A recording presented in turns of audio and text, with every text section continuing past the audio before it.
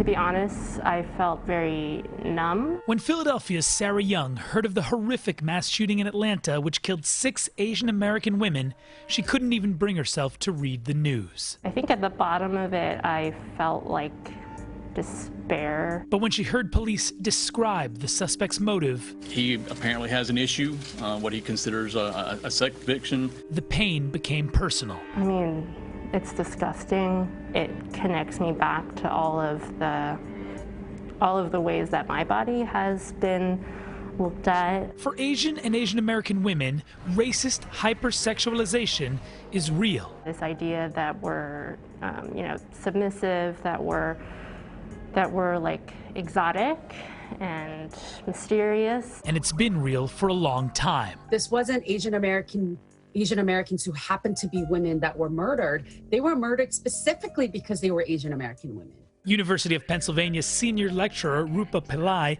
explained racist sexualization dates back as far as 1875 with the legislation known as the Page Act, which explicitly barred the immigration of Asian women who were assumed to be sex workers and were assumed to be an immoral threat to the American nation. Adding the problem continued with American military involvement in Asian countries. For example, in the 1980s, all of those Vietnam War films further exacerbated this perception of Asian women being hypersexualized. That's continued to be perpetuated as Asian American women are bodies that we can have. Sung Young Chai Morrow, executive director of the National Asian Pacific American Women's Forum, explained these views continue today. We are completely invisible as human beings, but so hyper visible as sexual objects. And we need to change that era culture. So how can we combat something systemic? The first step is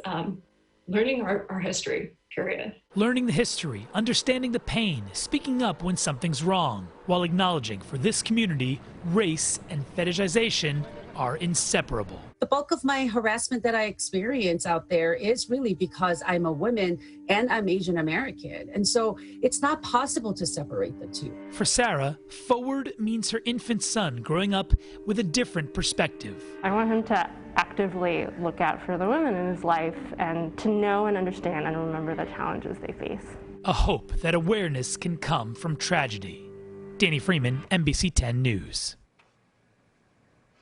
NBC10 is digging deeper into anti-Asian discrimination, from hate crimes to the push to dismantle the model minority myth. Join us for Race in Philly tomorrow night at 7:30 right here on NBC10.